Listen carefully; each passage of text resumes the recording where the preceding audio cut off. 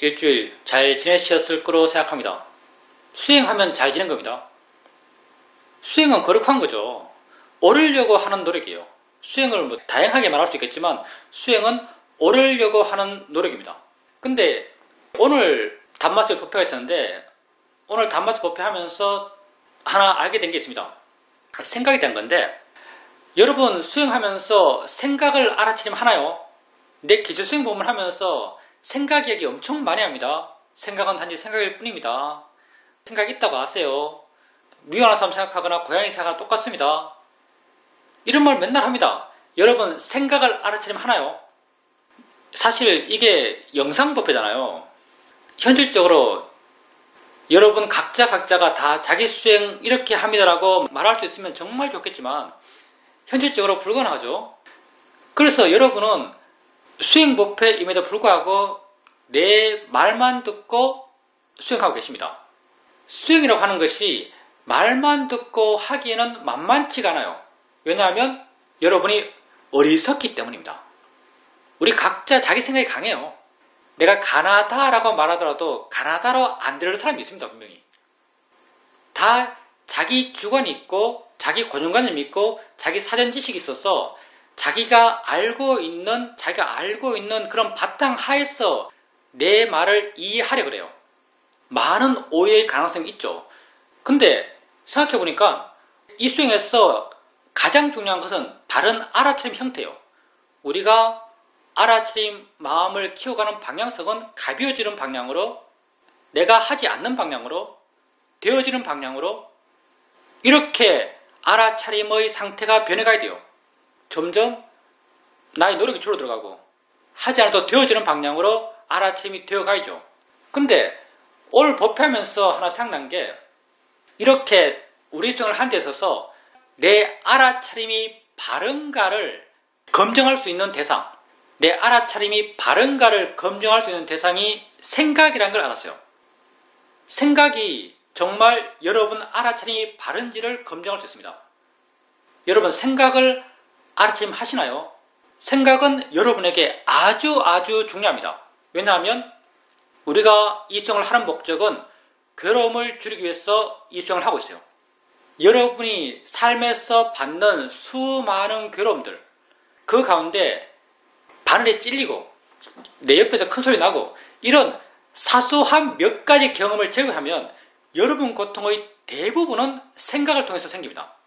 여러분이 그 대상이 직접 내 눈앞에 있고 나에게 자극을 주고 귀로든 몸으로든 시각적이든 자극을 주면서 그 자극 때문에 괴로운 경우보다 가만히 있는데 마음이 부글부글하고 밤에 잠도 안 오고 걱정 때문에 어디 가든 무엇을 하든 그 걱정이 안 떠나고 초조함 때문에 어디 가든 무엇을 하든 그 초조함이 안 떠나고 다 이렇죠. 이런 초조함, 불안감, 공포, 걱정 다 어디에서 오는 거예요? 생각에 대해서 오는 거예요. 그러니 괴로움을 줄이기 위해서 이 수행을 한다면 여러분이 정말 중요하게 알아가야 될 것은 생각입니다.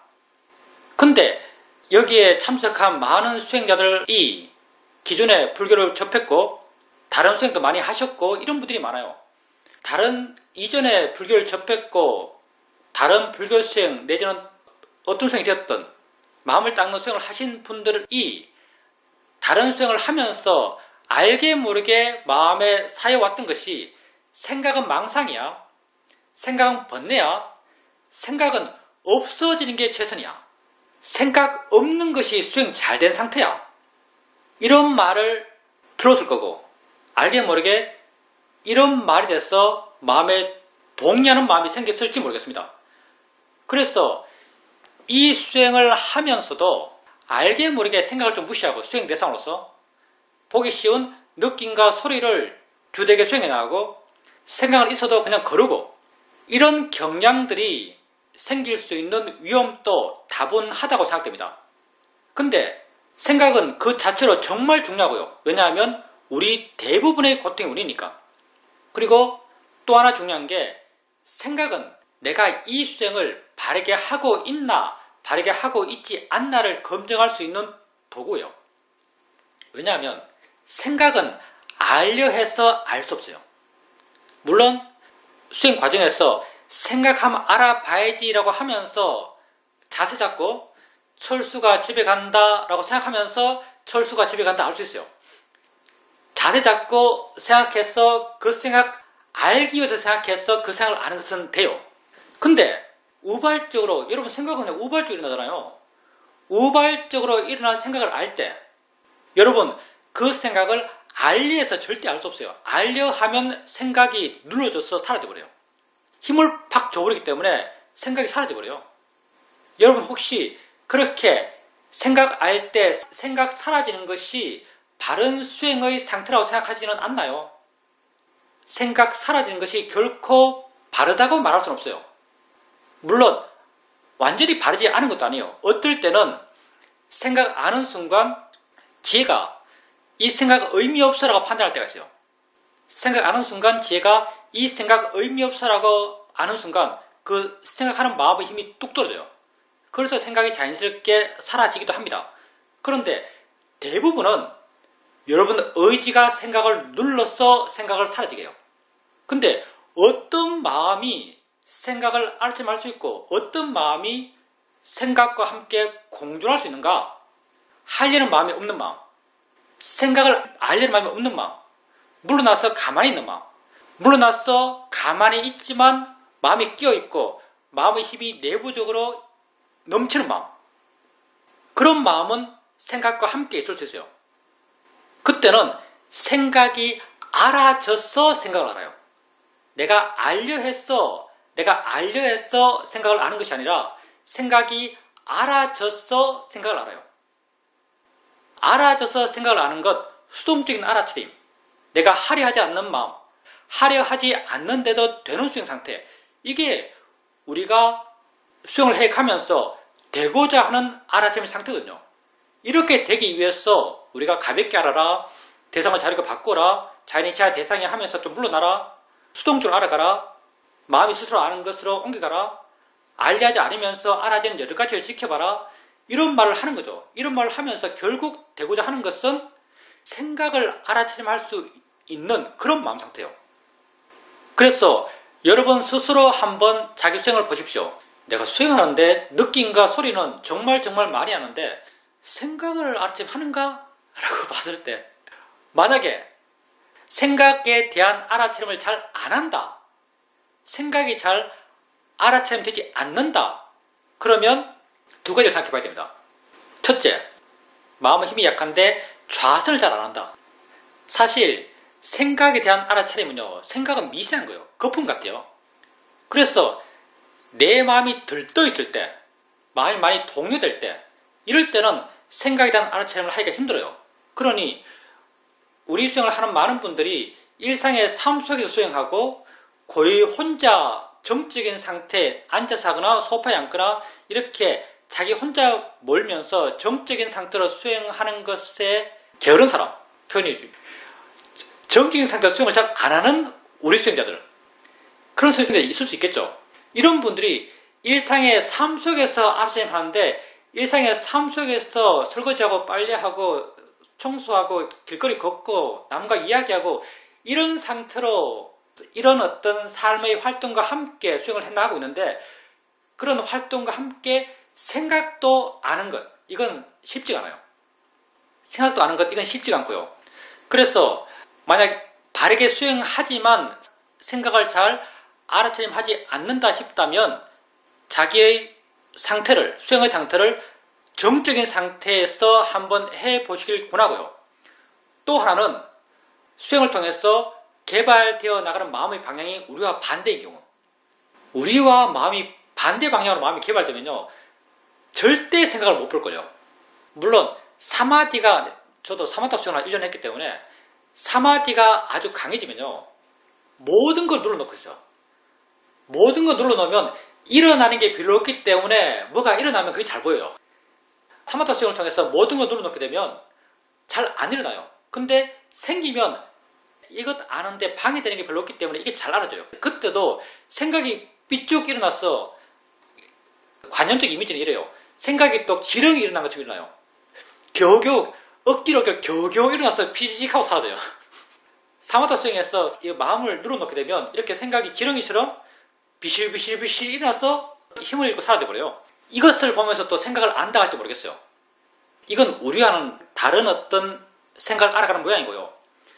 우리와 반대편의 마음, 어떤 마음이겠어요? 무거운 마음, 힘준 마음, 내가 하려고 하는 수행. 이런 식으로 수행하는 마음이 개발된다면 자연스러운 생각에 대한 알아채면 절대 안 됩니다. 근데 가벼워지고 부드러워지고 자유로워지고 하려 하지 않아도 되어지고 물러나서 지켜보고 이렇게 수행하는 마음이 개발돼 간다면요. 생각이 일어나면 생각이 알아져요. 알아져서 생각을 알 수 있습니다. 그래서 여러분 수행하는 데 있어서 한번 스스로 점검해 보세요. 내가 생각을 알아채하고 있나? 생각을 자주 아나? 스스로 한번 점검해 보시기를 바랍니다. 그리고 하나만 더 이야기합시다. 오늘 법회하면서 내가 새롭게 알게 된 게 하나 있어요. 법문하는 게 좋은 것 중에 하나가 말하면서 새롭게 알게 됩니다. 오늘 우리가 생각 이야기 하면서 내가 하나 알게 된 건 뭐냐면 생각 이야기 하면서 내가 순간 나의 생각에 대한 이해를 확인해 봤죠. 근데 나의 생각에 대한 이해는 확실해요. 근데 나의 느낌에 대한 이해는 확실한가? 여러분 느낌 보잖아요. 괴로운 느낌 봐요. 괴로운 느낌 보면서 느낌일 뿐이야. 자네 이치야 라고 하면 느낌에 대해서 조금 많이 물러나고 조금 가벼워지고 조금 부드러워져요. 느낌에 대한 이해가 마음에 생긴 거죠. 그 이해는 어떤 이해예요? 괴로움이라는 것은 관념이다. 괴로움은 없다. 있는 건 느낌일 뿐이다. 느낌만이 진실이다. 느낌만이 실제다. 괴롭다, 즐겁다는 것은 나의 관념적 해석이다 하면서 괴로움과 즐거움부터 멀어지는 거잖아요. 괴로움과 즐거움으로부터 마음이 멀어지기 때문에 가벼워지고 부드러워지고 물러나요. 근데 그 이해가 여러분에게 얼마나 본질적이에요. 마음 한구 속에서는 야 그래도 괴로움이 진짜야. 야 반대에 찔려도 이게 안 괴로워? 이런 마음이 있어요. 마음 한구 속에서는 반대에 찔렸는데도 이게 안 괴로워? 라는 이런 마음이 있어요.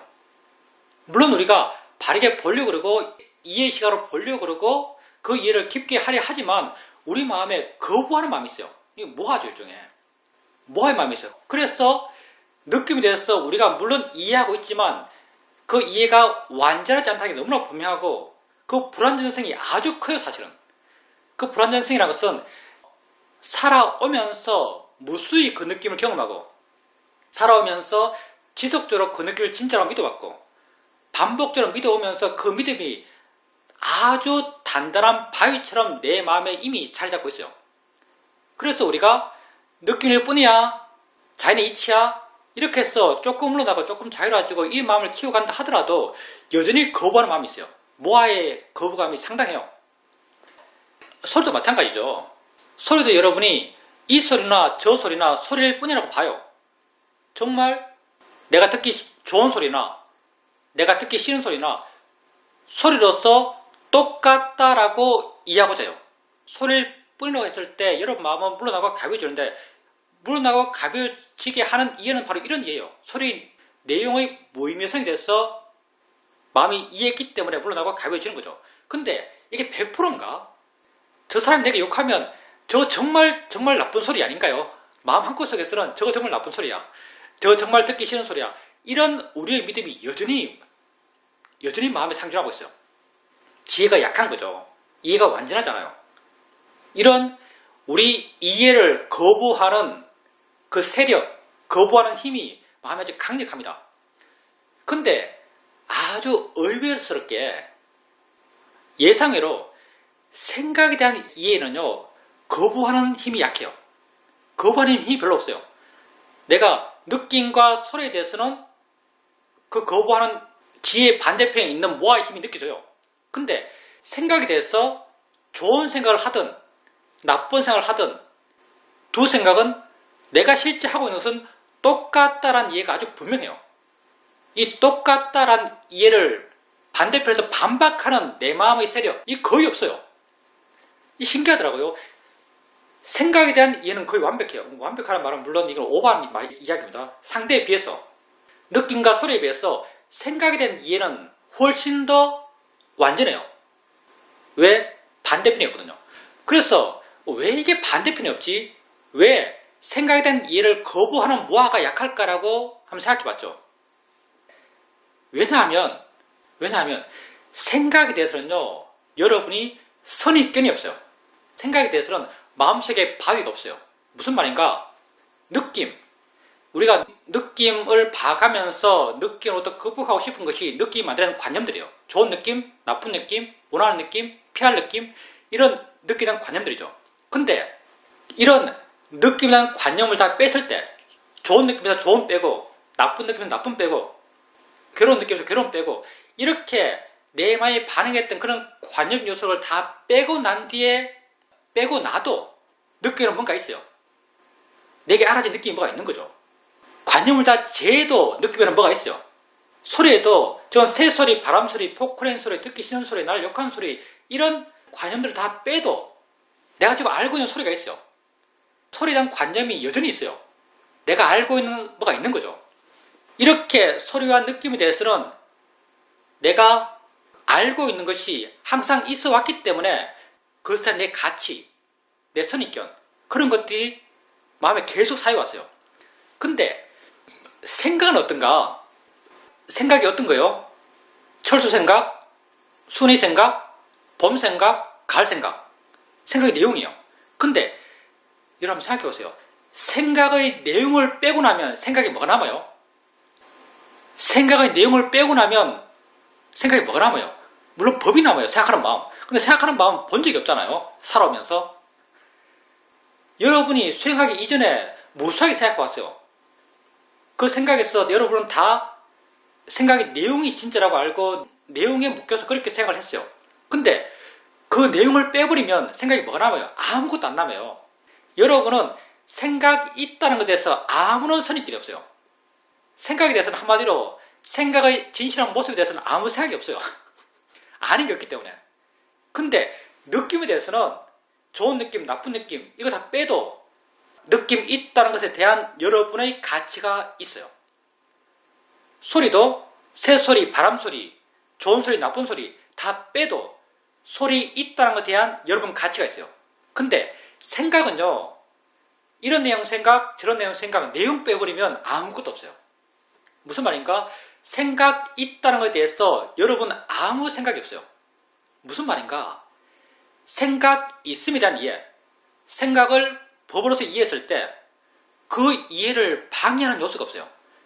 내가 나를 돌아보면서 생각에 대한 이해를 봤을 때 이 이해에 대해서는 회의가 없어요. 생각에 대한 이해에 대해서는요, 의심이 없어요.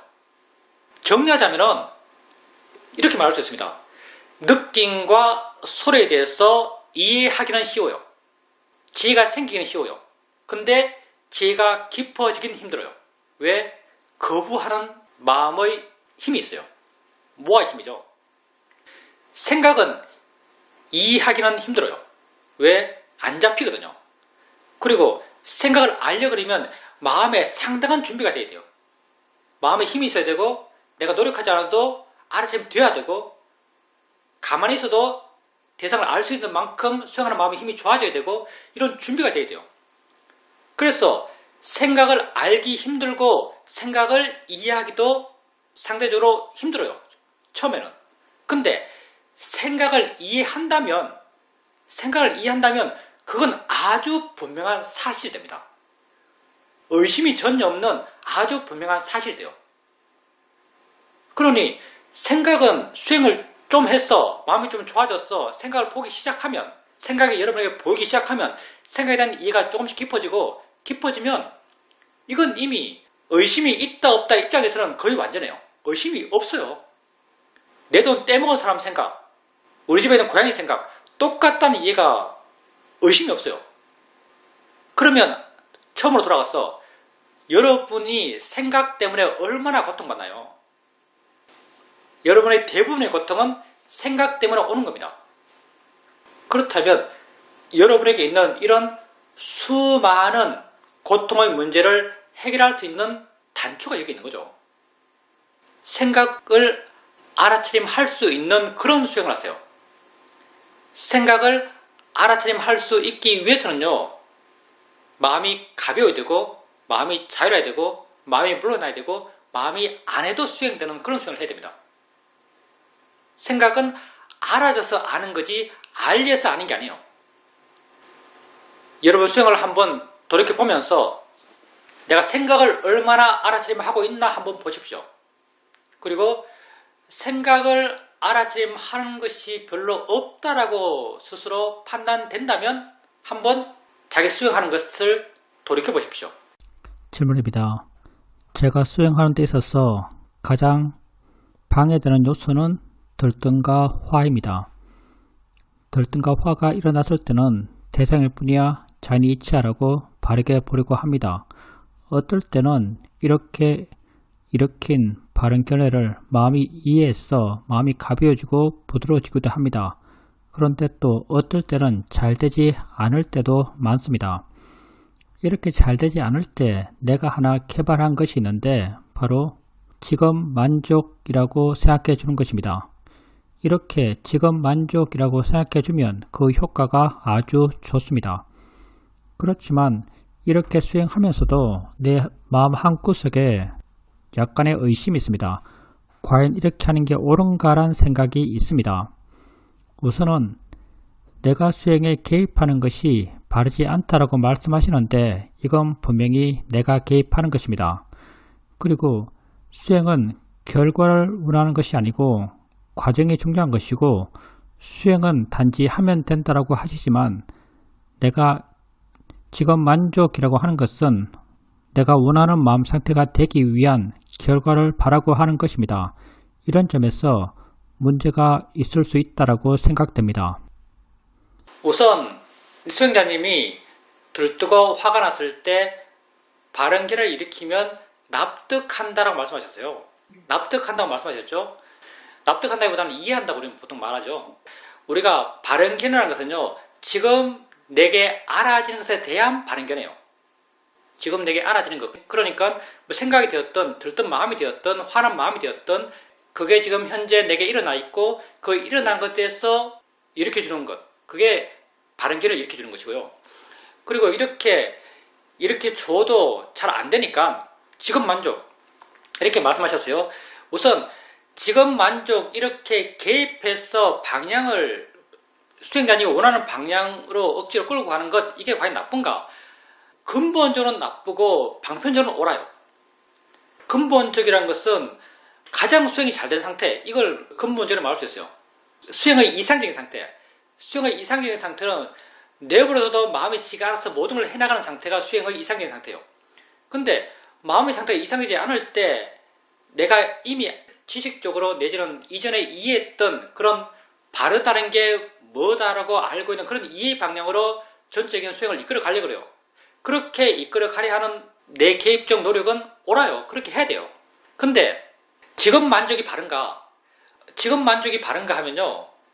그건 좀 애매하죠. 우선 그게 바른 측면은 어떤 측면이냐면 지금 만족이라고 그렇게 수행자님에게 이 어떤 수행적 의미가 있겠죠. 지금 만족이라고 수행자님 스스로 말을 떠올려주면요. 그 첫 번째 긍정적인 효과가 뭐냐면 내 밖으로 나갔던 마음이 내 안으로 확 들어와요. 관심이 내게 확 와요. 이게 이제 좋은 면을 할 수 있죠. 그러면서 수행자님을 괴롭혔던 거의 대부분은 바깥에 있는 것이니까 내가 바깥에 있다고 믿는 것이니까 그런 것으로부터 마음이 떠나요. 그래서 이게 수행적 효과가 있다고 말할 수 있습니다.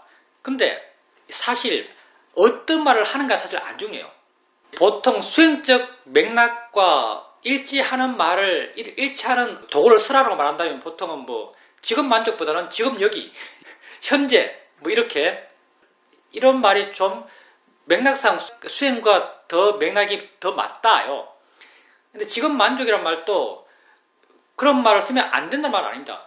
중요한 건 어떤 말을 쓰는가가 문제가 아니고 그 말을 마음이 어떻게 받아들이는가가 중요한 거죠. 만약에 지금 만족이라고 말했을 때 수행자님 마음에 그런 괴로움을 일으켰던 대상들, 그런 대상들에 대해서 마음이 떠나고 마음이 가벼워지고 마음이 자기로 돌아오고 자기 현재에 머물고 자기에게 지금 일어나는 것을 알아가는 쪽으로 또 수행적 모드가 형성된다면 지금 만족이라는 말도 충분히 수행적으로 의미 있습니다. 이건 뭐 굉장히 개인적인 거요. 중요한 건 수행자님 마음에 그렇게 와 닿는다는 게 중요한 거고요. 그게 수행자님 마음에 그렇게 와 닿는다면 그렇게 하세요. 나쁘지 않습니다. 하셔도 좋습니다. 물론 그게 아까도 말했지만 그게 뭐 일종의 정통적인 방법은 아니에요. 근데 그 방법이 수행자님에게 바른 수행의 상태를 가져온다면 그렇게 하세요. 그렇게 해나가면서 바른 수행을 통해서 마음이 바르게 바뀌어 나가다 보면요. 어느 순간부터 그걸 안 하게 될 겁니다. 지금 그게 유효하다면 그렇게 하세요. 그 유효성이라는 것은 대상으로부터 마음이 물러나고 자객으로 마음이 돌아오고 현재 마음이 머물게 되고 내게 지금 일어나는 것을 알아가고 이런 상태로 바뀌어 간다면 그렇게 하세요. 지금 만족이라고 하세요. 그렇게 수행하시면 됩니다. 질문입니다. 내 생각과 마음이란 것이 정말 일관성이 없다라고 느껴집니다.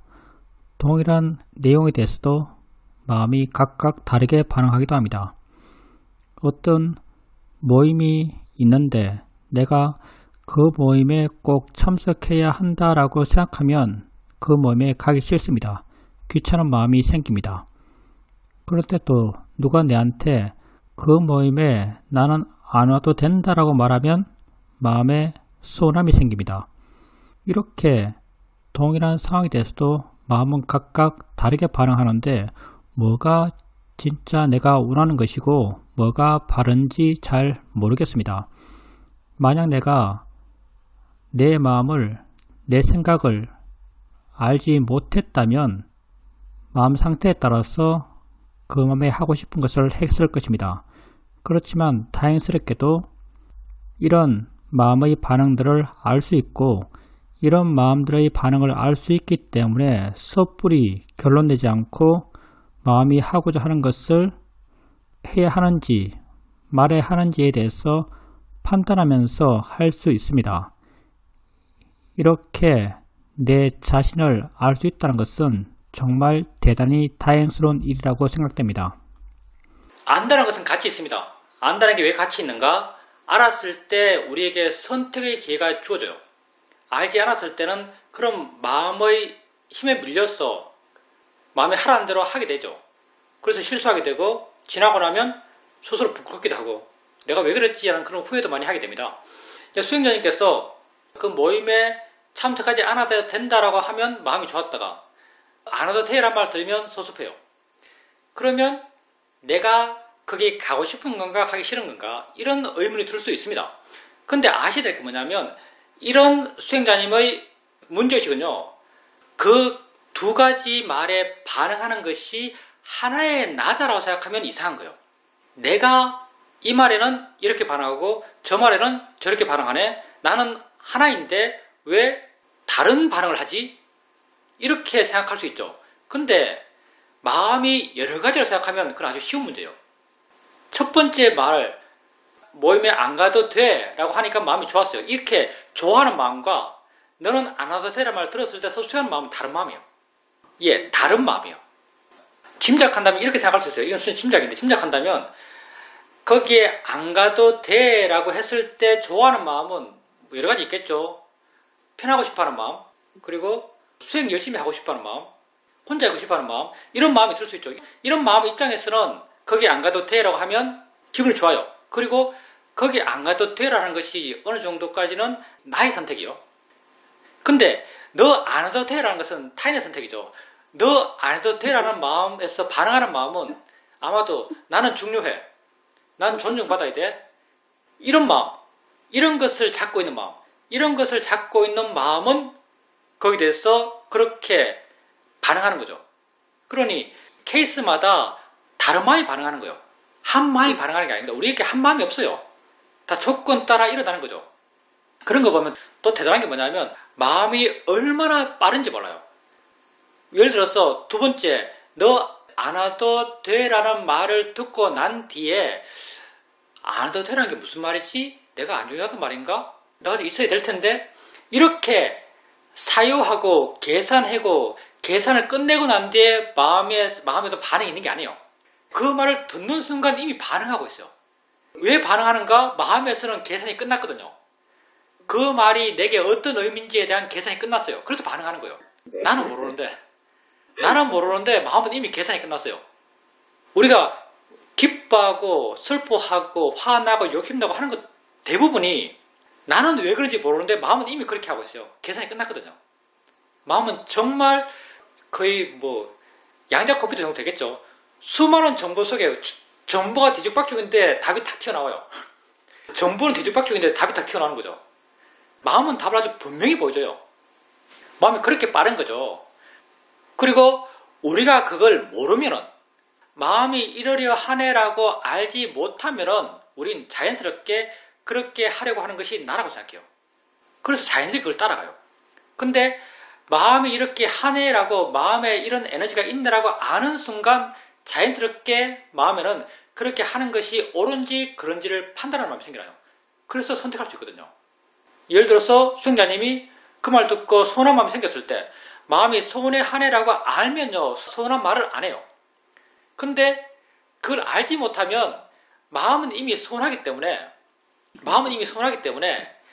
번뇌는요, 번뇌에 대해서, 번뇌의 특성 가운데 하나가 뭐냐면, 번뇌는 어떻게 하든 지 모습을 드러내서 지 형태를 보여준단 말을 해요. 번뇌는 어떻게 하든 지 모습을 보여줘요. 서운하면요, 만약 전화하다 그렇다면, 서운하면은 전화하면서 대화가 진행되면 알게 모르게 상대에 대해서 비난하는 말, 상대의 판단이 잘못됐다는 뉘앙스, 이런 걸 계속 보여줘요. 이게 그 서운한 마음이 지 모습을 드러내서 지가 말과 행동으로 드러나는 거예요. 근데 수행자님이 마음이 서운해 하네라고 알고 있으면 서운한 마음으로 말하고 서운한 마음으로 행동하는 것이 옳지 않다는 알면 저절로 생깁니다. 그게 지혜거든요.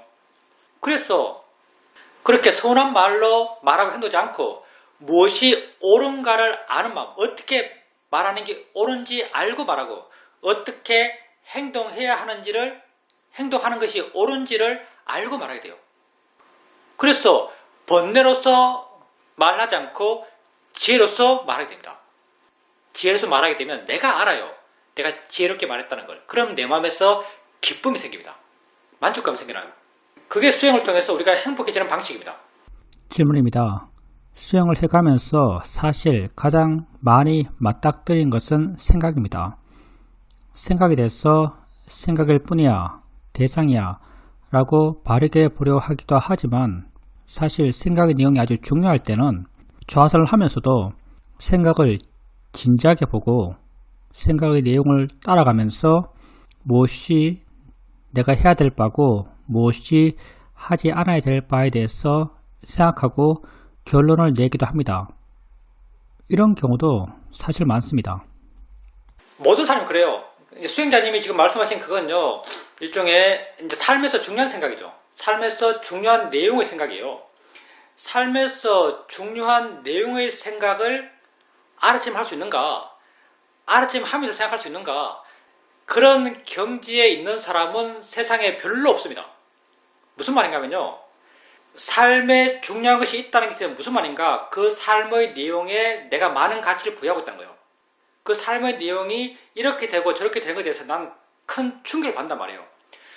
내 마음의 힘이 그 정도인 거죠. 내 마음의 힘이 그 정도라면 그런 마음 상태, 우리 마음은 계속 변하는 거니까 그 생각할 때는 수행자님 마음이 그렇다는 거죠. 그 생각의 내용이 삶의 내용이요, 그 삶의 내용이 이렇게 되고 저렇게 되는 것이 수행자님에게 중요한 문제예요. 그게 중요하다는 마음으로는 그 생각을 절대 알지하지 못해요. 수행하는 마음이 안 돼요. 수행하는 마음은 어떤 마음인가? 거기에 대해서 자유로운 마음이 수행하는 마음이에요. 거기에 대해서 가벼운 마음이 수행하는 마음이에요. 물론 이게 수행자님이 못한다 이런 의미가 아니고요. 우리가 중수행으로서 세상에 의미를 부여하면서 중요한 것이 있고 중요하지 않은 것이 있는 중생의 삶을 살아가는 우리에게 있어서 중요한 생각, 내가 중요하다고 생각하는 생각을 하면서 그 대상을 대상으로 수행하는 것은 거의 불가능한 일입니다. 실제로는. 사실은 중요한 것이 없어야만 모든 걸 다 수행할 수 있어요. 정말 부처님께 중요한 게 있을까요? 질문입니다. 그냥 보통의 상황에서 그 상황을 생각하고 판단해서 결론을 낼 때는 욕심과 화로 한쪽에 치우친 판단을 할 때가 있습니다. 그런데 좌선하면서 세상의 일에 대해서 생각하며 판단하고 결정할 때 차분한 마음으로 생각하고 판단하기 때문에 훨씬 더 바른 판단을 하는 것 같습니다. 우리가 이런 말을 합니다. 세상에서 어떤 판단할 때 이걸 할까 저걸 할까 이게 옳은가 저게 옳은가 세상에서 판단할 때 정말 판단이 잘 안 될 때가 많아요. 그럴 때 어떤 마음에서 판단하는 게 좋은가? 최선의 판단은요, 지혜로운 마음으로 판단하는 것이 최선의 판단이에요.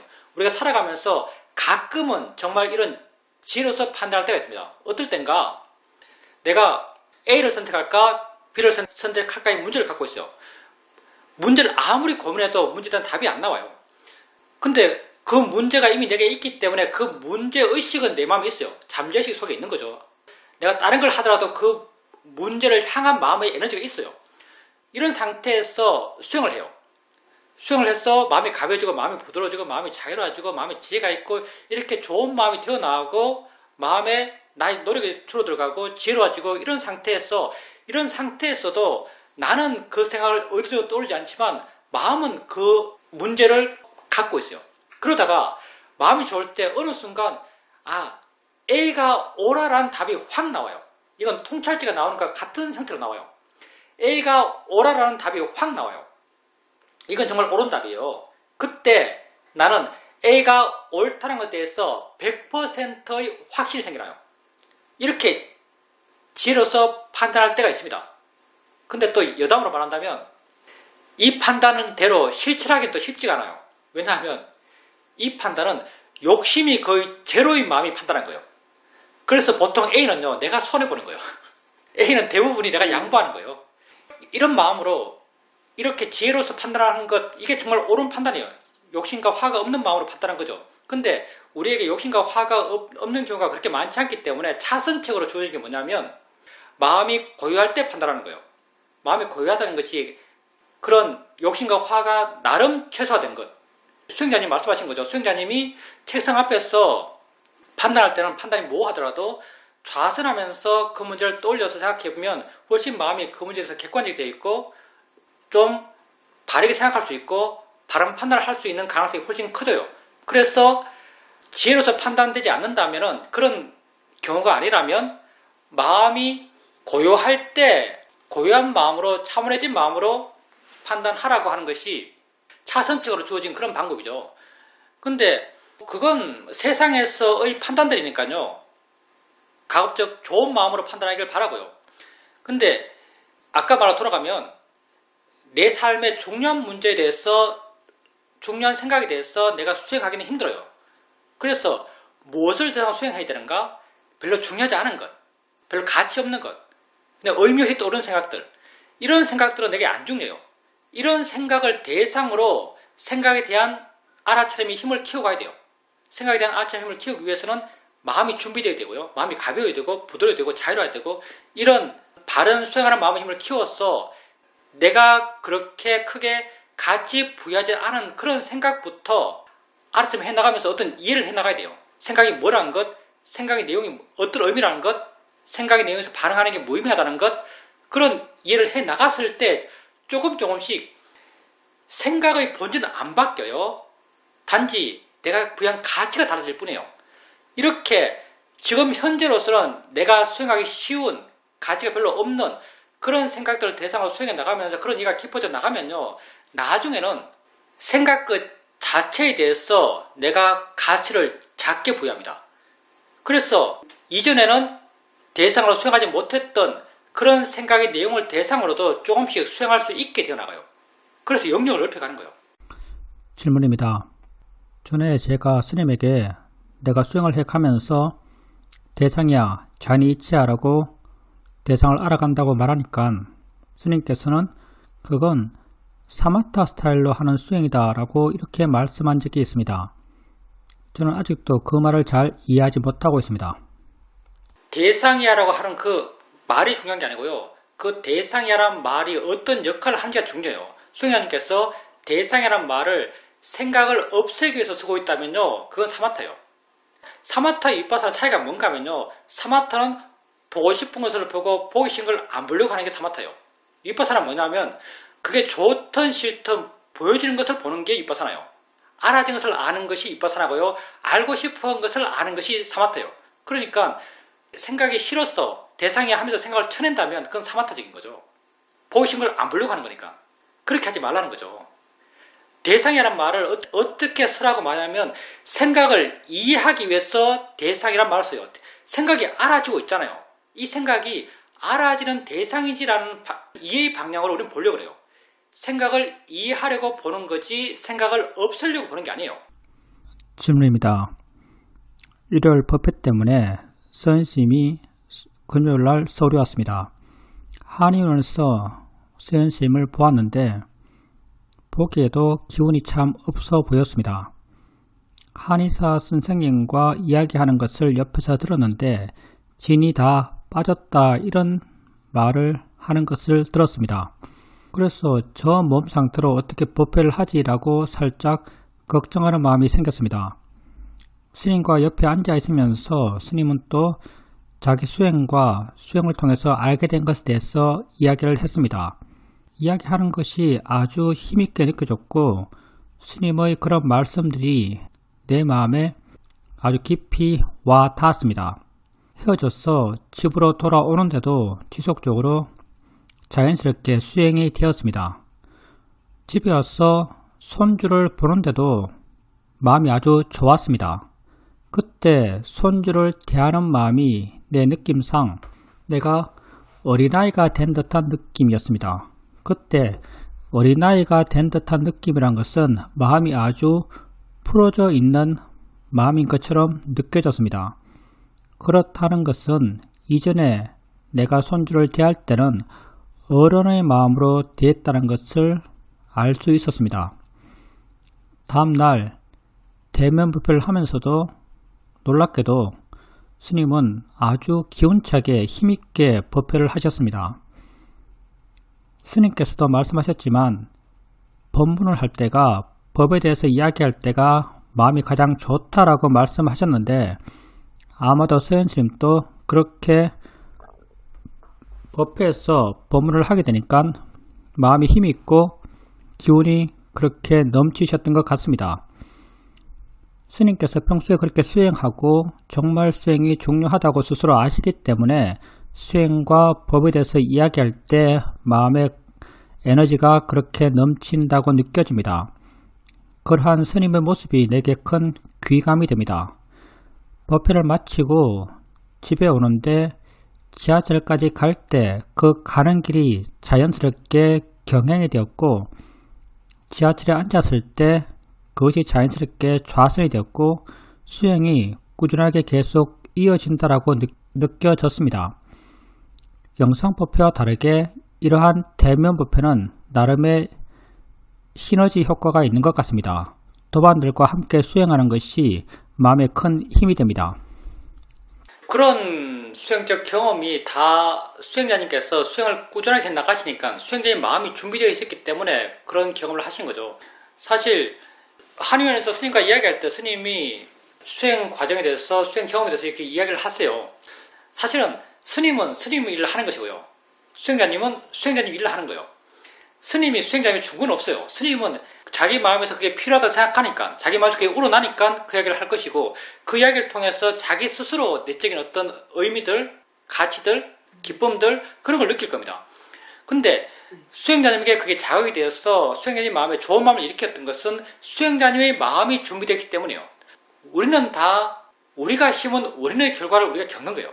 우리 것을 우리가 겪는 거죠. 수행자님 마음이 준비되어 있었기 때문에 그 외부 자격을 수행자님은 수행자님의 도움되는 좋은 마음이 일어나는 그런 원인으로 받아들였고 그런 원인의 작용을 했고 그 결과로서 마음이 좋아졌던 거죠.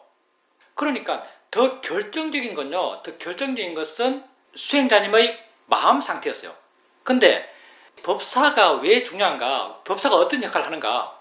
법사가 두 명의 법사가 있다고 생각합시다.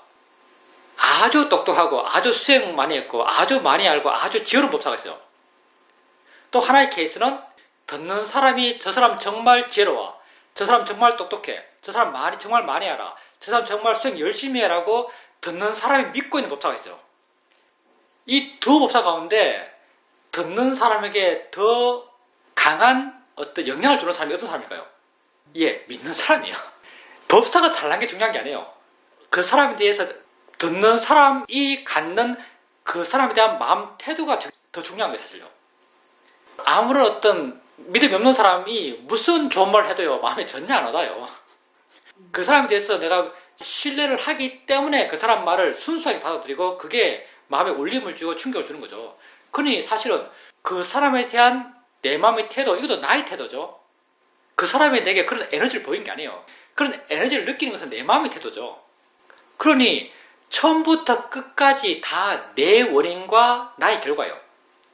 그러니 수행자님이 수행을 통해서 그렇게 마음이 좋아졌고, 그리고 물론 스님이 했던 말과 했던 행동들이 수행자님에게 그런 믿음을 줬고, 그런 믿음과 수행자님의 좋은 마음 상태가 스님이 했던 그 말을 수행자님에게 도움되는 방향으로, 기쁨을 일으키는 방향으로, 지혜를 일으키는 방향으로 이렇게 작용을 했고, 그래서 수행자님의 마음이 좋아졌고, 그 좋아진 것이 계속 이어짐이 수행의 이어짐을 되어나가고, 그래서 손자를 봤을 때도 좋은 마음으로, 왜 손자를 봤을 때 수행자님의 마음이 그랬는가?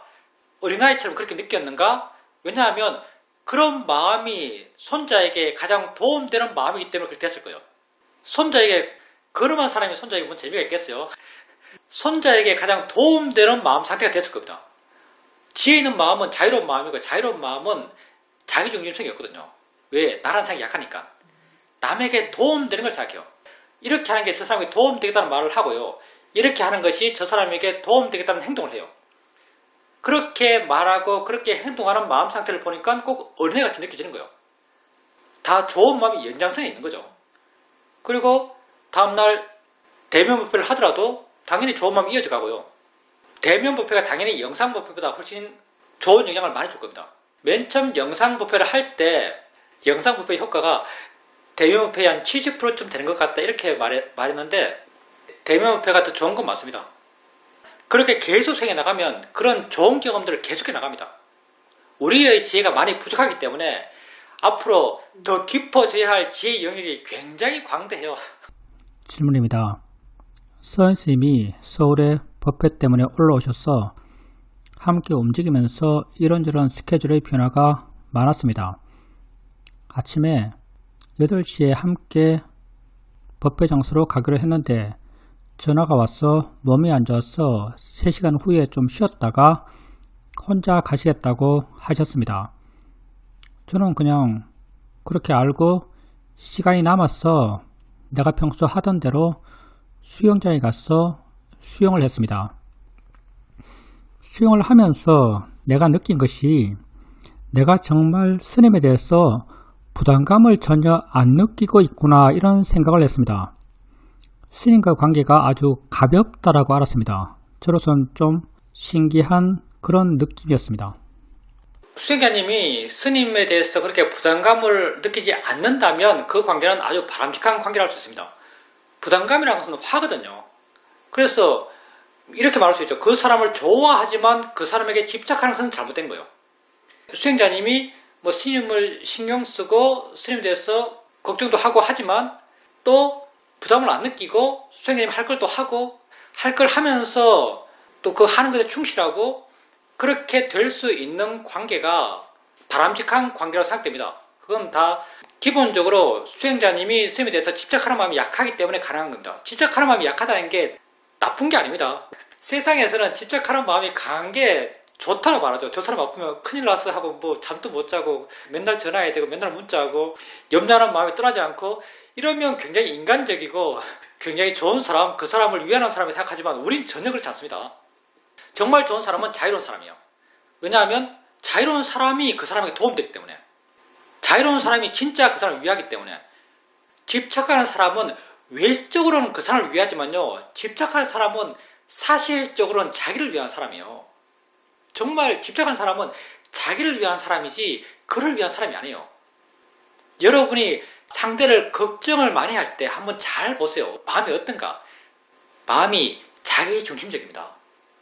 잘 한번 봐보세요. 마음이 자기중심적이에요. 나의 뭐를 걱정하는 거예요? 순수한 그를 걱정하는 게 아니고요. 순수한 그를 걱정하는 게 아니고 나의 누구를 걱정하는 거예요. 자기 마음을 한번 잘 보세요. 번뇌는 극단적으로 이기적인 마음이에요. 그렇게 남에 집착하면서 위하는 건요, 실제 위하는 게 아니에요. 그는 집착하면서 위하는 사람은 실제 그 자신을 위하는 사람이에요. 그래서 수행자님께서 그렇게 수행하게 나가면서 마음이 자유로워지고 마음이 힘이 있고 스스로 분명해지고 그렇게 수행을 통해서 마음의 힘이 좋아졌기 때문에 스님과의 관계에서 스님과 관계가 좋고 스님을 좋아하고 스님을 위하지만 또한 스님으로부터 자유로운 거예요. 이게 우리가 수행적으로 바람직한 관계라고 말할 수 있는 그런 관계죠. 그럴 때 정말 수행자님은 스님을 위할 수 있어요. 수행자님 자신을 위하는 것이 아니고 스님을 위할 수 있어요. 물론 스님도 수행자님을 위하겠죠. 꾸준히 수행하에 나가기 때문에 그런 마음이 될 수 있습니다. 질문입니다. 스님께서 오늘 말씀하셨는데 제가 느끼기에 전오식과 육식은 따로 부릅니다. 저는 이렇게 전오식과 육식을 따로 부르는 이유가 있을 걸로 생각하는데 스님의 말씀에서 그 가능성을 발견할 수 있는 것 같습니다. 보고 듣고 느끼고 하는 것은 내가 그 내용을 없앤다 하더라도 관념적 요소를 뺀다 하더라도 거기에는 작용과 성질이 여전히 있습니다. 그런데 육식에서는 생각을 알아채지 말고 생각이 사라지고 나면 아무것도 남는 것이 없습니다. 이렇게 그 형태가 다르기 때문에 전오식과 육식을 구분하는 게 아닐까라는 생각을 해봅니다. 글쎄요, 존재의 형태가 약간 다른 것 같기도 해요. 좀 다르기 때문에 전오식과 육식을 구분한 것 같은데요. 수행자님이 하신 말씀에는 약간 동의하기 힘든 면이 좀 있습니다. 내가 아까 느낌에서 좋다는 것, 나쁘다는 것, 아프다는 것 이런 관념들을 떼도 느낌에는 뭐가 있다. 사실 그 느낌에 뭐가 있다는 건 사실 관념이 있는 것이고요. 우리가 좋다, 싫다, 나쁘다 이렇게 떼도 내가 알고 있는 느낌이 있어요. 사실 이 알고 있는 느낌은 여전히 관념이에요. 좋은 느낌, 나쁜 느낌에서 좋은, 나쁜을 빼더라도 여전히 내가 관념적으로 알고 있는 느낌이 존재하는 거죠. 근데 생각에서는 뭐 이 생각, 저 생각에서 이 저가 사라지고 난 뒤에 사라진다면 거기도 생각하는 마음이 거기도 성질적 작용이 있어요. 생각하는 마음이 있어요. 근데 생각하는 마음이 만들어낸 생각이 있다고 할 수 있는 이 생각, 저 생각 이전에 생각이 있다는 관념은 없어요. 생각은 그런 관념을 안 만들어내요. 그래서 우리가 생각에 대한 고정관념이 없어요. 생각이 있다는 것에 대한 고정관념이 없어요. 근데 느낌 있다는 것에 대한 고정관념은 아주 강해요. 소리 있다는 것에 대한 고정관념도 아주 강해요. 우리가 소리에서 이게 포크레인 소리에서 포크레인, 새 소리에서 새, 듣기 좋은 소리에서 듣기 좋은 이런 걸 다 빼더라도 소리 있다는 것은 존재하고 있어요. 소리 있다는 관념이 있어요. 소리 있다는 것 이면에 들리는 성질과 듣는 마음이 있겠죠. 그렇지만 소리 있다는 표현하자면 순수하게 소리 있다는 그 관념 이게 여전히 존재하는 거죠. 근데 순수하게 생각이 있다는 관념은 없어요. 이건 순전히 내식 표현입니다. 여기서만 통하는 표현이에요. 이건 순수하게 생각이 있다는 관념은 없어요. 그러다 보니까 생각에 대한 고정관념이 없는 거죠. 그래서 생각에 대한 이해가 있을 때 그 이해에 반하는 모하가 거의 없어요. 100%는 과장이지만 생각에 대해는 거의 100%예요. 근데 느낌에 대한 이해는 퍼센트가 굉장히 낮아요. 내가 이걸 괴로운 느낌이 돼서 느낄 뿐이야 그러면 많이 물러나요. 물러날 때 이건 괴로운 게 아니고 그냥 느낌이야. 중립적인 느낌 그 자체라고 이해해요. 그런 이해가 있기 때문에 물러나는 거죠. 근데 마음 한구석에서는 그래도 괴로우면 여전히 괴로워. 이런 마음이 있는 거예요. 근데 생각에서는 날 사기친 사람에 대한 생각, 귀여운 고양이에 대한 생각, 이 두 생각은 똑같아 같이 중립적이라는 이해가 있어요. 그런데 이 이해에 반하는 어떤 마음의 고정관념, 날 사기친 사람의 생각은 괴로운 생각이라는 믿음은 없어요. 이런 지혜에 반하는 모아의 믿음이 거의 없어요. 생각은. 왜 없는가를 생각해보면 아까 우리 말했던 순수하게 생각 있다는 관념 이게 없기 때문에 사여온 생각에 대한 고정관념이 별로 없어요. 그래서 지혜의 내용을 방해하는 요소가 없어요. 그래서 생각에 대한 이해에 대해서는 거기에 의심이 거의 없어요. 회의가 거의 없어요. 그래서 어느 측면 생각으로부터 자유로워지는 것은 더 쉽다라는 생각이 들어요. 근데 일반적으로 생각에서 받는 고통은 다른 6가지 감각기관에 비해서는 월등히 커요. 근데 생각에 대해서 자율화지기가 더 쉬운 거예요. 어느 측면. 그러니까 여러분이 생각을 더 진지하게 수행 대상 삼아서 알아가고 이해해 가야 합니다. 우리끼리만 이해할 수 있는 말이죠. 그러니까 무슨 말인가 다시 정리하자면 느낌에 대해서는 성질과 작용, 이 법의 영역이에요. 성질과 작용이 있어요. 그리고 좋은 느낌, 나쁜 느낌, 괴로운 느낌, 즐거운 느낌, 발의 느낌, 손의 느낌이라는 분명한 관념이 있어요. 근데 이 사이에도 뭐가 있다는 거죠, 느낌은. 이걸 다 떼도 느낌이 있다는 관념이 존재하고 있어요. 느낌과 소리에 대해서는. 근데 생각에 대해서는 생각하는 마음의 성질, 이게 실제는 법이에요. 근데 아들 생각, 딸 생각, 남편 생각의 내용이 있어요. 근데 이 중간에 뭐가 없다는 거죠. 느낌에 있었던 이 중간에 뭐는 생각이 없어요. 그러다 보니까 느낌에 대해서는 느낌이 있다는 것에 대해서, 느낌이 있다는 그 관념에 대해서 끊임없이 우리는 느껴오면서 어떤 선입견을 쌓아왔는데 생각에 대해서는 생각이 있다는 것에서 쌓아온 그런 선입견이 없다는 거죠. 그러다 보니까 생각에 대한 이해가 있다면 그 이해를 거부하는 마음의 반작용이 없어요. 그래서 어느 측면 생각으로부터 자율화되는 게 더 쉽다는 거죠. 느낌에 대해서 자율화되는 것보다 생각에 대해서 자율화되는 게 더 쉬운 측면이 있어요. 근데 생각으로부터 받는 고통이 다른 것보다 월등히 커요. 그러니 우리가 생각을 어떻게 진지하게 안 봐나가야겠어요. 생각을 진지하게 봐나가셔야 됩니다.